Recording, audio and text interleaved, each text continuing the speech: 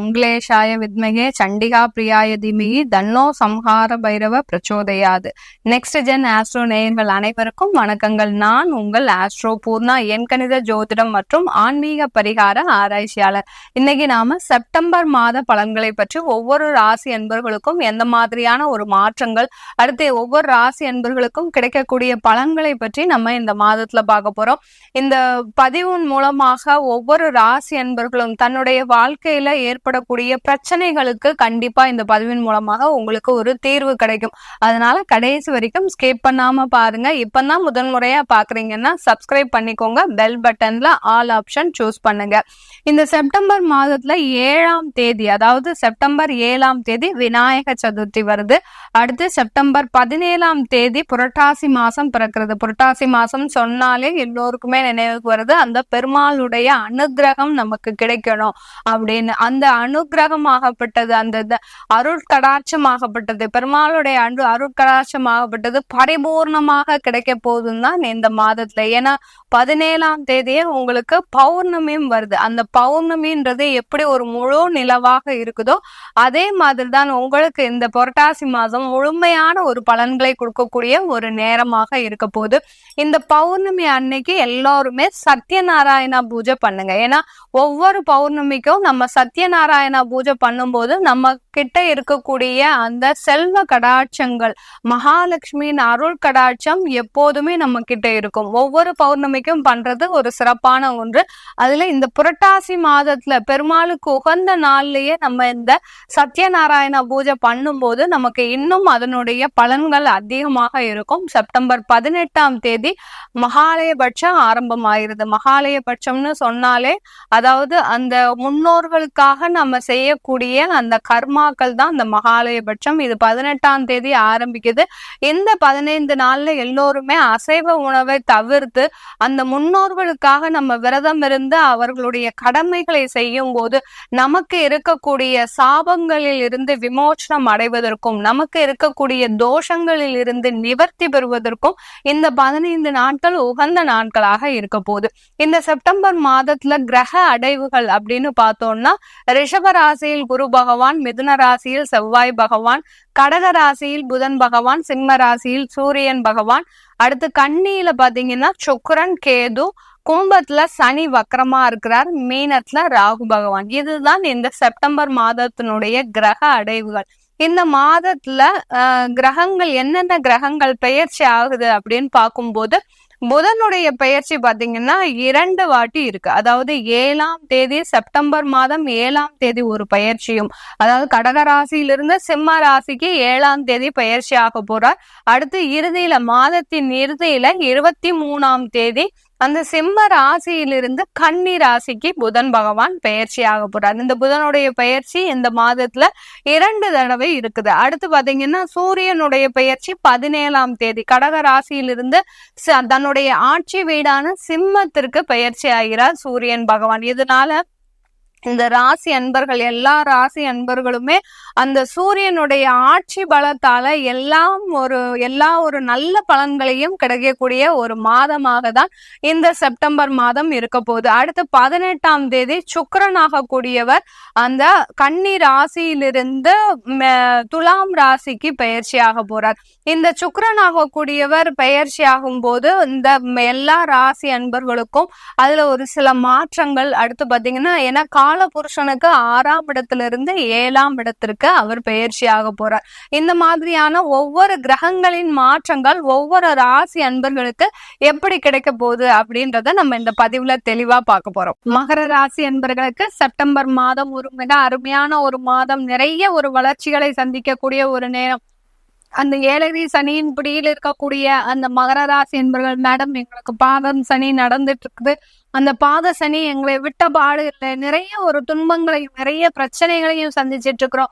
சில பேர் எந்த பிரச்சனையுமே இல்லை மேடம், எனக்கு இந்த 7 சனியில தான் ஒரு நல்ல வளர்ச்சியே இருந்துட்டு இருக்கு அப்படின்னு சொல்லக்கூடியவர்களுக்கும் இந்த செப்டம்பர் மாதம் நிறைய ஒரு அதே விதமான ஒரு வளர்ச்சியும், சில பேருக்கு அந்த இன்னல்கள் இருந்து வெளிவரக்கூடிய ஒரு நேரம். ஏன்னா ஒவ்வொரு கோச்சார நிலவரமும் பாத்தீங்கன்னா ஒவ்வொரு மாதமும் அந்த கிரகங்கள் எதற்காக பெயர்ச்சி ஆகுது, ஏன் அந்த கிரகங்கள் எல்லாம் அப்படியே இருந்தா என்ன, ஒரு நல்ல நிலைமையிலேயே இருந்துட்டா எல்லாம் நல்லா தானே இருக்கும் அப்படின்னு சொன்னா நமக்கு ஒரு நல்ல ஆசையா இருக்கும்.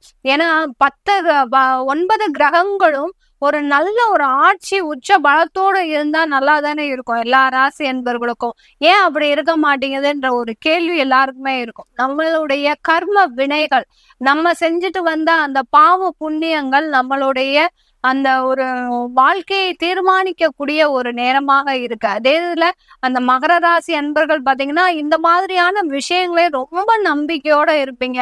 நம்ம இன்னைக்கு புண்ணியம் செய்தாதான் நம்மளுடைய சந்ததியினர் நல்ல ஒரு வாழ்க்கையை வாழ்வாங்க அப்படின்ற ஒரு எண்ணத்திலே இருப்பீங்க. சில மகர ராசி என்பர்கள் பாத்தீங்கன்னா அந்த ஒரு பிடிப்பே இல்லாத ஒரு வாழ்க்கை, என்ன ஒரு வாழ்க்கை, எதுவா இருந்தாலும் இன்றைய பொழுது நாளைக்கு இல்ல, நாளைய பொழுது நாளானைக்கு இல்ல அப்படின்ற ஒரு பிடிப்பே இல்லாத வாழ்க்கையை தான் வாழ்ந்துட்டு இருப்பீங்க. இந்த மகர ராசி அன்பர்களுக்கு பாத்தீங்கன்னா அந்த மாதிரியான மகர ராசி அன்பர்களுக்கு ஒரு பிடிப்பில்லாத ஒரு வாழ்க்கையை வாழ்ந்துட்டு இருக்கிற மகர ராசி அன்பர்களுக்கு மேலும் மேலும் துன்பங்கள் வந்துகிட்டே இருக்கும்.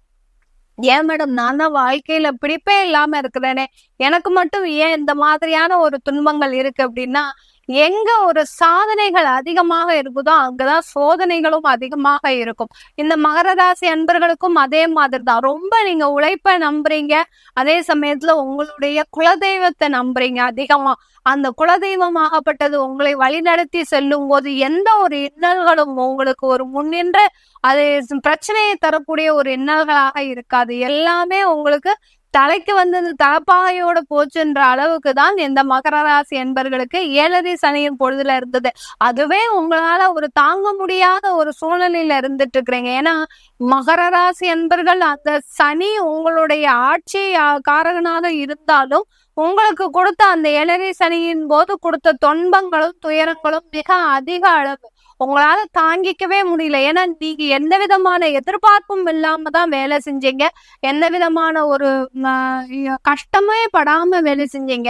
24 மணி நேரமும் உழைக்கணும் அப்படின்னு ரெடியா இருக்கிறவங்க இந்த மகர ராசி என்பர்கள் தான். அதே மாதிரி உழைப்புக்குன்னு மறுபெயர் இந்த மகர ராசி என்பர்கள். இப்படிப்பட்ட அன்பர்களுக்கே, எந்த விதமான எதிர்பார்ப்பும் இல்லாத அன்பர்களுக்கே சனியினுடைய தீவிரம் அதிகமாக இருக்கும் போது மற்ற ராசி என்பவர்களுக்கு எப்படி இருக்கும் அதையே பார்த்துக்கலாம் நம்ம. அதுவே அந்த மாதிரியான இருக்கக்கூடிய இந்த மகர ராசி என்பவர்களுக்கு இந்த செப்டம்பர் மாதம் மிக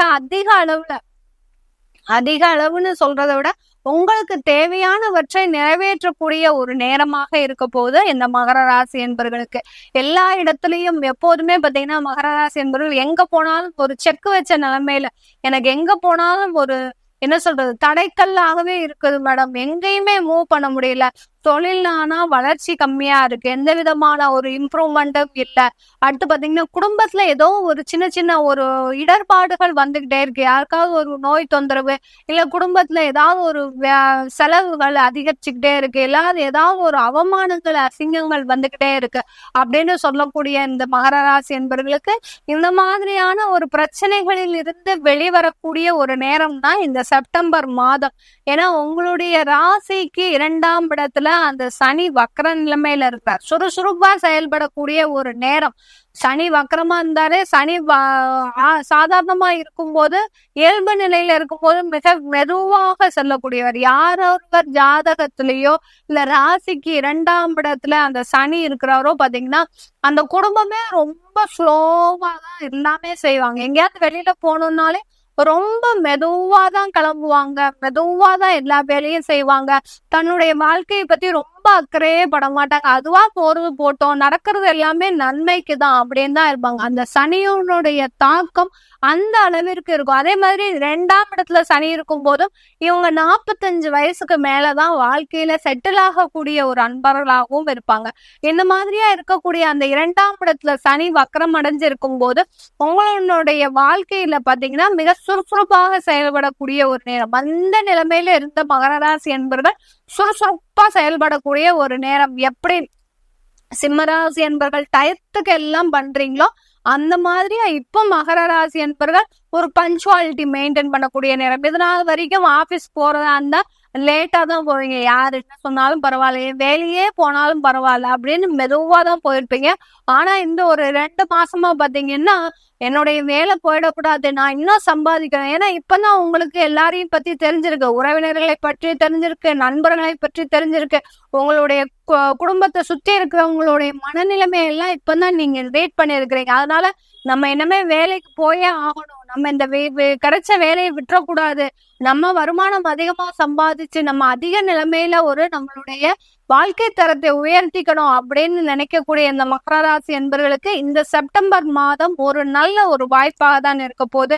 வேலை வாய்ப்பு இல்லாதவர்களுக்கு வேலை வாய்ப்பு கிடைப்பதற்கும், இளைஞர்கள் எல்லோருமே பாத்தீங்கன்னா ரொம்ப சுறுசுறுப்பா இருப்பீங்க இந்த காலகட்டத்துல. மகர ராசி இளைஞர்கள் சொல்ல போனா என்ன செய்யலாம்னு வர அளவுக்கு இருக்கும். சில பேர் தொழில் தொடங்கக்கூடிய ஒரு யோகமான ஒரு காலகட்டமாகவும் இருக்கும்.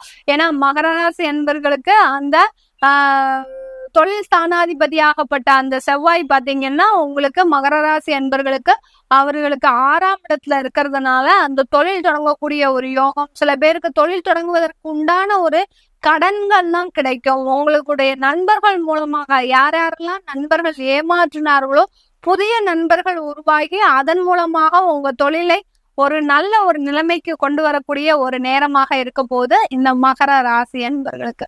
இந்த மகர ராசி என்பவர்களுக்கு பெண்களுக்கு ஒரு நல்ல வாழ்க்கையில ஒரு மாற்றங்கள் நிகழக்கூடிய ஒரு நேரம். கணவர் சம்பந்தமாக நிறைய ஒரு சிக்கல்களை அனுபவிச்சுட்டு இருந்தீங்க இந்த நாள் வரைக்கும். அந்த திருமண வாழ்க்கையில ஒரு நிறைய அவமானங்கள், அசிங்கங்கள் தான் சொல்லணும் இந்த மகர ராசி பெண்கள். ஏன்னா கணவர் தவறான வழியில போறதுனால நிறைய பொறுத்துக்கிட்டு, எல்லாத்தையுமே பொறுத்துக்கிட்டு, உள்ள எல்லாத்தையும் வழிய சுமந்துகிட்டு நீங்க மகர ராசி அன்பர்கள் இருந்தீங்க. ஏன்னா உங்களுடைய குழந்தைகளை நீங்க பாதுகாக்கணும், உங்களுடைய குடும்பத்தை ஒரு நல்ல நிலைமைக்கு வரணும், வெளியில நம்ம அவமானப்பற்றக்கூடாது அப்படின்னு நிலைமையில நீங்க இருந்தீங்க. ஆனா இப்போ அது எல்லாமே மாறக்கூடிய ஒரு நேரம். உங்களுக்கு சாதகமாக உங்களுடைய குடும்பத்துல இருக்கிறவங்க திரும்புவதற்கும், அடுத்து பாத்தீங்கன்னா நீங்க எடுக்கின்ற முயற்சிகள் எல்லாமே ஒரு நல்ல ஒரு வெற்றியை தரக்கூடிய ஒரு முயற்சிகளாக தான் இருக்க போது இந்த மகர ராசி என்பவர்களுக்கு. வெளிநாட்டுல இருக்கக்கூடியவர்கள் எப்போதும் போல உங்களுக்கு இந்த மாதத்திலயும் ஒரு நல்ல வருமானம், அடுத்து பாத்தீங்கன்னா ஒரு நல்ல வளர்ச்சி. சில பேர் அங்க வேலை இல்லாம இருந்துட்டு இருக்கிறீங்க, அதெல்லாம் வேலை வாய்ப்பு கிடைப்பதற்கு உண்டான ஒரு சாதகமான ஒரு சூழ்நிலை. அடுத்து பாத்தீங்கன்னா நிறைய பேர் வெளிநாட்டுல இருந்து நாங்க இந்தியாவுக்கு வரணும் அப்படின்னு முனைப்போட இருக்கிறீங்க. அவர்களுக்கு எல்லோருக்குமே நீங்க உங்களுடைய ஜாதகத்தை ஆய்வு செய்துட்டு இந்தியாவுக்கு வாங்கின.